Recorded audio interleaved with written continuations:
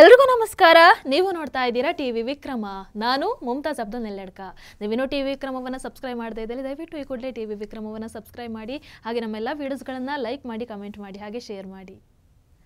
ವೀಕ್ಷಕರು, ಇವತ್ತು ಈ ಕಾರ್ಯಕ್ರಮವನ್ನು ಶುರು ಮಾಡೋದಕ್ಕೂ ಮುನ್ನ ಒಂದು ಒಳ್ಳೆ ಹಾಡಲ್ಲ ಹೇಳಬೇಕು ಅಂತ ನಿರ್ಧಾರ ಮಾಡ್ಕೊಂಡು ಬಂದಿದ್ದೀನಿ. ನನಗೆ ಬಹಳ ಇಷ್ಟವಾದಂತಹ ಅಣ್ಣವರು ಹೇಳಿದಂತಹ ಮುತ್ತಿನಂತಹ ಮಾತು ಆ್ಯಂಡ್ ನಮ್ಮ ರಾಜ್ಯದ ಮುಖ್ಯಮಂತ್ರಿಗಳಾದಂತಹ ಸಿದ್ದರಾಮಯ್ಯನಂಥವರು ಪದೇ ಪದೇ ಕೇಳಲೇಬೇಕಾದಂತಹ ಹಾಡು ಯಾವುದು? ಸಿರಿತನವೆಂದು ಶಾಶ್ವತವಲ್ಲ, ಬಡ ಜನರೆಂದು ಪ್ರಾಣಿಗಳಲ್ಲ, ದೇವರಾಟ ಬಲ್ಲವರಿಲ್ಲ, ನಿನ್ನೆ ತನಕ ಹಾಯಾಗಿ ಸುಪ್ಪತ್ತಿಗೆ, ಇಂದು ಮಣ್ಣೆ ಗತಿಯಾಯ್ತು ಈ ಹೆಣ್ಣಿಗೆ, ಕಪ್ಪನೆ ಮೋಡ ಕರಗಲೇಬೇಕು, ಆಗಸದಿಂದ ಇಳಿಯಲೇಬೇಕು, ಕೋಟೆ ಕಟ್ಟಿ ಮೆರೆದವರೆಲ್ಲ ಏನಾದ್ರು, ಮೀಸೆ ತಿರುವಿ ಕುಣಿದವರೆಲ್ಲ ಮಣ್ಣಾದ್ರು, ಇನ್ನು ನೀನ್ ಯಾವ ಲೆಕ್ಕ ಹೇಳು ಸುಕುಮಾರಿಯೇ?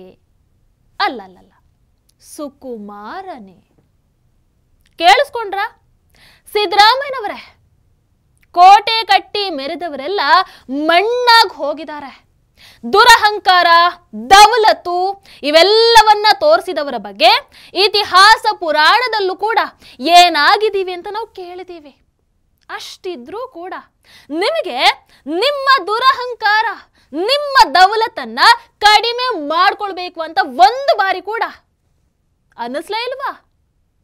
ಹೆಣ್ಣು ಮಗಳೊಬ್ಳು ಕಷ್ಟವನ್ನ ಹೇಳ್ಕೊಂಡು ಬಂದ್ರೆ ದುಶ್ಯಾಸನನ ಹಾಗೆ ಆಕೆ ಸೀರೆಯನ್ನ ಎಳಿತೀರಾ, ದೇಶದ ಪ್ರಧಾನಮಂತ್ರಿಯನ್ನ ಏಕವಚನದಲ್ಲಿ ಸಂಬೋಧಿಸ್ತೀರಾ.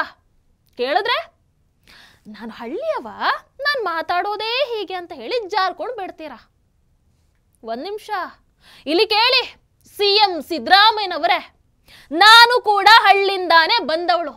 ನಮ್ಮ ಆಫೀಸಲ್ಲೂ ಕೂಡ ಹಳ್ಳಿಯಿಂದ ಬಂದಂತಹ ಜನ ಸಾಕಷ್ಟಿದ್ದಾರೆ. ಆದ್ರೆ ನಾವ್ಯಾರು ಕೂಡ ನಿಮ್ಮ ಹಾಗೆ ಸಂಸ್ಕಾರ ಇಲ್ಲದವರ ಹಾಗೆ ಮಾತಾಡಲ್ಲ.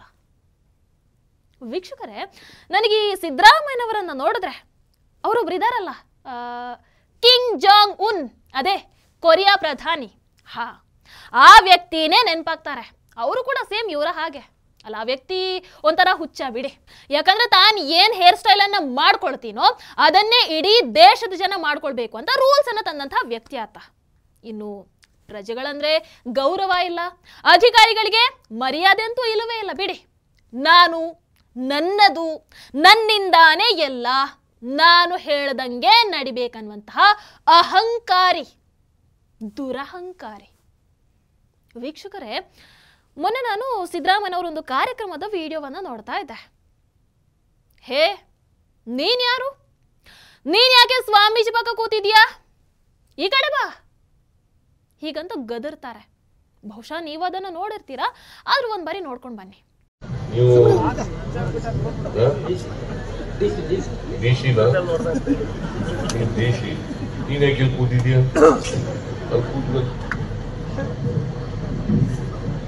ಸ್ವಾಮೀಜಿಗಳು ಪಕ್ಕದಲ್ಲೇ ಕೂತ್ಕೊಂಡು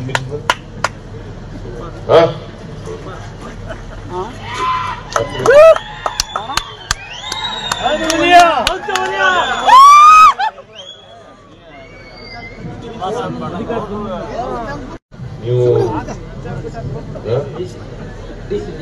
ದೇಶಿನ ದೇಶಿ, ನೀನ್ ಯಾಕೆ ಕೂತಿದ್ಯಾ? ಅಲ್ಲಿ ಕೂತ್ಕೊಂಡು ಸ್ವಾಮೀಜಿಗಳು ಪಕ್ಕದಲ್ಲೇ ಕೂತ್ಕೊಂಡು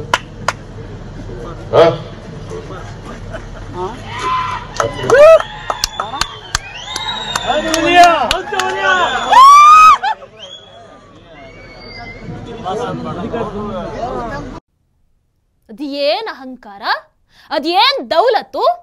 ನನಗೆ ಒಂದು ಕ್ಷಣಕ್ಕೆ ಸಿದ್ದರಾಮಯ್ಯನವರು ಹಿಟ್ಲರ್ನ ಮರಿ ಮೊಮ್ಮಗನ ಹಾಗೆ ಕಂಡುಬಿಟ್ರಲ್ಲಿ. ಅಷ್ಟಕ್ಕೂ ಅಲ್ಲಿ ಕೂತಿದ್ದಂತಹ ವ್ಯಕ್ತಿ ಯಾರೋ ದಾರಿ ಹೋಕರಲ್ಲ, ವಿಜಯನಗರದ ಜಿಲ್ಲಾಧಿಕಾರಿಗಳಾದಂತಹ ದಿವಾಕರ್ ಅವರು. ವಿಜಯನಗರ ಜಿಲ್ಲೆಯ ಬಂಡಿಹಳ್ಳಿ ಅನ್ನುವಂಥ ಗ್ರಾಮದಲ್ಲಿ ಸರ್ವಧರ್ಮ ಸಾಮೂಹಿಕ ಮದುವೆ ಕಾರ್ಯಕ್ರಮವನ್ನು ಆಯೋಜನೆ ಮಾಡಲಾಗಿತ್ತು. ಸೊ ಈ ವೇಳೆ ಭಾಷಣವನ್ನ ಮಾಡುವಾಗ ಜಿಲ್ಲಾಧಿಕಾರಿ ದಿವಾಕರ್ ಅವರ ಮೇಲೆ ಸಿದ್ದರಾಮಯ್ಯನವರು ಗರಂ ಆಗ್ತಾರೆ. ದಿವಾಕರ್ ಅವರು ವೇದಿಕೆ ಮೇಲಿದ್ದಂತಹ ಸ್ವಾಮೀಜಿಯವರ ಪಕ್ಕದಲ್ಲಿ ಕುಳ್ಕೊಂಡಿರ್ತಾರೆ. ಅದನ್ನು ಗಮನಿಸಿದಂತಹ ಈ ಸಿದ್ದರಾಮಯ್ಯನವರು ನೀನು ಯಾರು ಅಂತ ಕೇಳ್ತಾರೆ. ಅದಕ್ಕೆ ಜಿಲ್ಲಾಧಿಕಾರಿ ಅವರು ನಾನು ವಿಜಯನಗರ ಜಿಲ್ಲೆಯ DC ಸರ್ ಅಂತ ಉತ್ತರಿಸ್ತಾರೆ. ಹೇ, ನೀನ್ ಯಾಕೆ ಸ್ವಾಮೀಜಿ ಪಕ್ಕ ಕೂತ್ಕೊಂಡಿದ್ಯಾ, ಆ ಕಡೆ ಕುಳಿತುಕೋ ಅಂತ ಹೇಳ್ತಾರೆ. ಅಲ್ಲ, ಮಾತೆತ್ತಿದ್ರೆ ಸಮಾನತೆ, ಜಾತಿ ಪದ್ಧತಿ, ಅಂಬೇಡ್ಕರ್ ಬಗ್ಗೆ ಪುಂಖಾನುಪುಂಖವಾಗಿ ಭಾಷಣವನ್ನ ಮಾಡುವಂತಹ ಇದೇ ಸಿದ್ದರಾಮಯ್ಯನವರಿಗೆ ಒಬ್ಬ ಜಿಲ್ಲಾಧಿಕಾರಿ ಸ್ವಾಮೀಜಿ ಪಕ್ಕದಲ್ಲಿ ಕುಳಿತುಕೊಂಡ್ರೆ ಸಹಿಸಿಕೊಳ್ಳೋದಕ್ಕೆ ಆಗೋದಿಲ್ಲ. ಸಿದ್ದರಾಮಯ್ಯನವರೇ ಶ್ರೀಮಂತಿಗೆ ಬಂದು ಕೂಡಲೇ ಅಹಂಕಾರದಿಂದ ಮೆರಿಲೇಬೇಕು ಅಂತ ಏನಾದರೂ ರೂಲ್ಸ್ ಇದೆಯಾ? ಮುಖ್ಯಮಂತ್ರಿ ಅಂತ ಅಂದು ಕೂಡಲೇ ನೀವೇನು ದೇವರಾಗ್ ಬಿಡಲ್ಲ. ಅಹಂ ಬ್ರಹ್ಮಾಸ್ಮಿ ಅನ್ನುವಂತಹ ಭ್ರಮೆಯಲ್ಲಿ ಇದ್ದರೆ ದಯವಿಟ್ಟು ಅದರಿಂದ ಒಂದು ಸ್ವಲ್ಪ ಹೊರಗೆ ಬಂದು ಈ ಜಗತ್ತನ್ನ ನೋಡಿ. ಹಸಿವು, ಕೋಪ, ತಾಪ ಇವೆಲ್ಲ ನಿಮಗೊಬ್ರಿಗಿರುವಂಥದ್ದಲ್ಲ. ನಿಮ್ಮ ಹಾಗೆ ರೋಷಾವೇಶ ಅನ್ನುವಂಥದ್ದು ಸಾಮಾನ್ಯ ಜನರಿಗೂ ಇದೆ, IAS ಓದಿದಂತಹ ಜಿಲ್ಲಾಧಿಕಾರಿಗೂ ಇದೆ.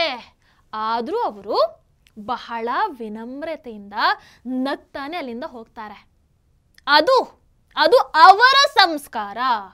ಅಂಡ್ ಅದು ನಿಮಗೂ ಅವರಿಗೂ ಇರುವಂಥ ವ್ಯತ್ಯಾಸ.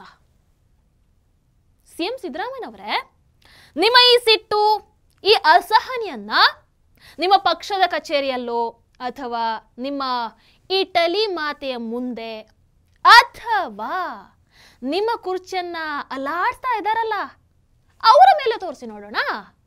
ನಿಮಗೆ ವೋಟ್ ಅನ್ನುವಂತಹ ಭಿಕ್ಷೆಯನ್ನ ಕೊಟ್ಟು ಗೆಲ್ಲಿಸಿದಂತಹ ಈ ರಾಜ್ಯದ ಜನರ ಮೇಲೆ ತೋರಿಸೋದಕ್ಕೆ ಬರಬೇಡಿ, ನೆನಪಿರಲಿ. ಅಲ್ಲ, ಜಿಲ್ಲಾಧಿಕಾರಿಗಳು ಅಲ್ಲೇ ಕೂತಿದ್ರೆ ನಿಮ್ಮ ಗಂಟೇನು ಹೋಗ್ತಾ ಇತ್ತು ಅಂತ.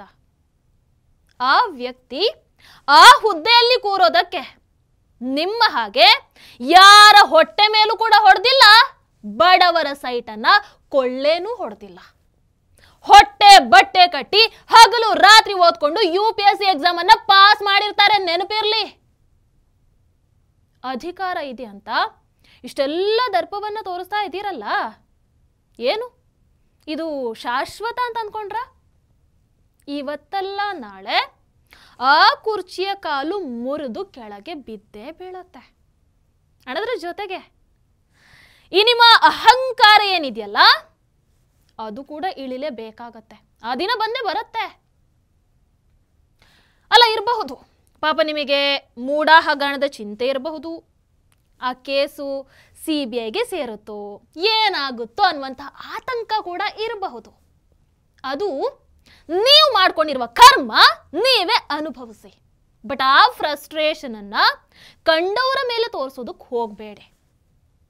ಹೇಗೆ ಹೊಸ ಪಕ್ಷದ ಕಚೇರಿ ಉದ್ಘಾಟನೆಗೆ ನೀವು ದೆಹಲಿಗೆ ಹೋಗಿದ್ದೀರೋ ಅದೇ ಪಕ್ಷದ ಕಚೇರಿಯಲ್ಲಿ ಕೂತು ನೀವು ಈ ಸಂಸ್ಕಾರ ಅಂದ್ರೆ ಏನು, ಸಂಸ್ಕೃತಿ ಅಂದ್ರೆ ಏನು, ಉತ್ತಮ ನಡವಳಿಕೆ ಅಂದ್ರೆ ಏನು, ಇವೆಲ್ಲವನ್ನ ಯಾರನ್ನಾದ್ರೂ ಅಪ್ರೋಚ್ ಮಾಡಿ ಕೂತು ಹೇಳಿಸ್ಕೊಳ್ಳಿ, ಕಲ್ತ್ಕೊಂಡು ಬನ್ನಿ.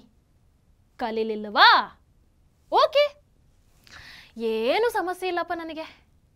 ಈ ರಾಜ್ಯದ ಜನರೇ ನಿಮಗೆ ಸ್ಪೆಷಲ್ ಕ್ಲಾಸ್ ತಗೊಳ್ತಾರೆ, ಹುಷಾರಾಗಿರಿ.